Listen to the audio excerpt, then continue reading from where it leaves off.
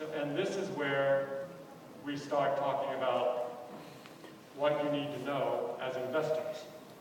This is what you need to, first and foremost thing you need to know about investing now, is that we don't have a capitalist economy anymore. These things are not determined by market forces. The thing that drives the market now and the economy is the government intervention.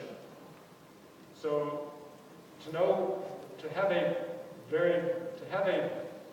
better chance of making the right investment decisions, you need to understand what the government is doing and what the government is going to do next.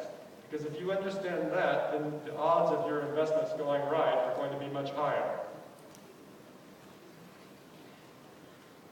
Right now, we have fiscal stimulus is government spending. Monetary stimulus is paper money creation. So let's look at what the U.S. government has been doing. Since the crisis started, before the crisis, the U.S. budget deficits were big, but not gigantic. When the crisis started, the U.S. budget deficit grew to be $1.4 trillion a year, and it remained above $1 trillion for the next 4 years. So that means the government was borrowing money and spending it. And that government spending kept people employed and made the economy grow and prevented this from collapsing into the Great Depression.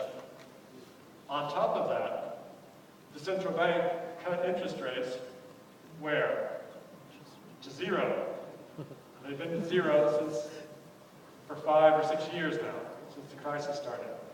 But that still wasn't enough to get the economy growing.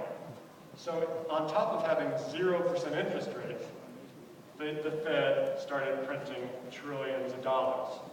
Now how does this work? Well, the Fed, they have a magic wand. They wave it around and poof, they create money from nothing.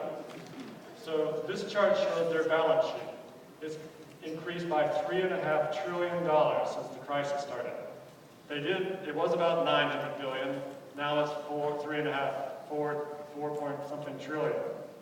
And so they create money from thin air, and they take this magic money, and they buy government bonds with it. And they also buy mortgages, mortgage-backed securities issued by